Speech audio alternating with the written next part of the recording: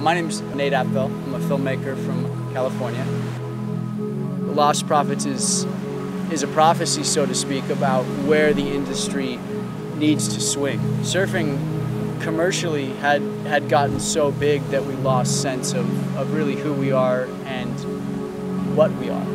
And so these individuals are telling that story of where we need to go. They're showing us the direction that we as a community, as a collection, as individual surfers need to go with our sport, with our life, and with our intentions. The Earth breathes.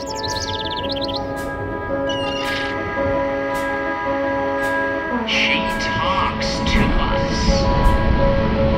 And yet society has put us inside this box they like to call real life. But if we can just break away for a second to discover the world around us, the beauty, we start to realize and find ourselves. There were moments of dreams I was offered to save. I lived less like a workhorse, more like a slave. I thought that one quick moment that was noble or brave would be worth the most of my life. So I pointed my fingers and shouted a few quotes I knew, as if something that's written should be taken as true. But every path I had taken and conclusion I drew would put truth back under the knife. And now the only piece of advice that continues to path that help they have chosen. A path of discovery, of quiet solitude, to find the beauty in nature.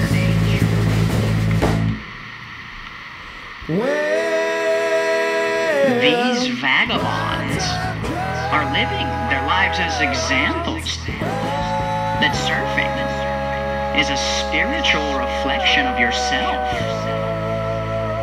These lost prophets.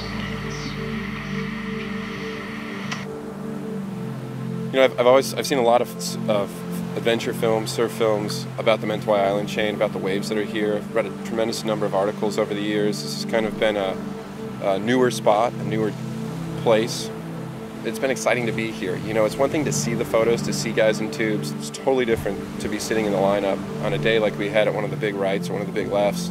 You know, we had different people here, Reef McIntosh, Brian Connolly, Hans Hagen, but to see, like, for example, Hans is a guy I've known a long time, to see him in bigger conditions, to be able to take off and dominate where I'm just trying to hold on is really powerful. And Hans has been extremely strategic to this project in general, choosing the locations, the times, the storms, the swells, and it's been an eye-opener. It's been a big change in my view, in my perspective, to see somebody who I've valued as a friend for a long time, to see them operating on such a big scale out in the middle of nowhere and doing so well. It's really exciting.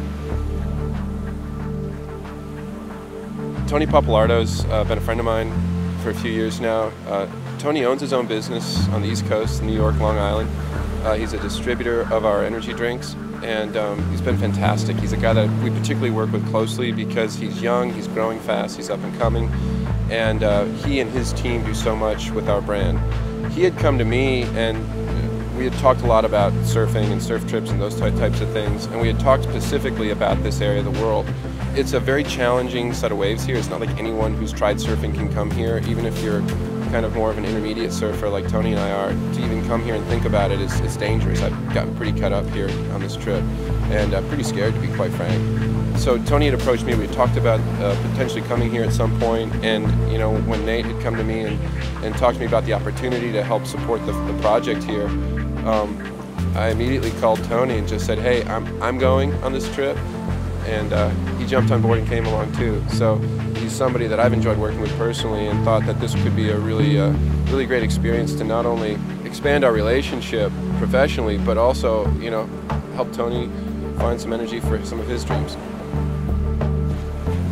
I got excited about the trip and the film, really for the main fact that surfing has always been something that has been, it's a sport like no other, in a sense where man is so tied in with nature. And seeing these guys just paddling the waves, literally with 3 feet of water below them, and just live coral and just dropping into barrels just blew me away. I just couldn't believe it. I mean, seeing that intensity when you're in the water, you got to be on your A game. then you got to charge.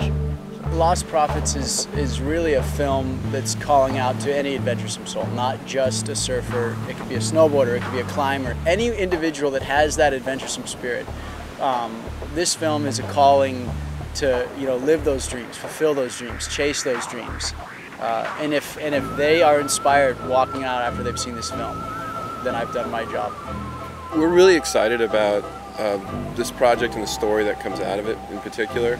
And as Excess, we like to create experiences and go on the road with them and create events that are meaningful to people.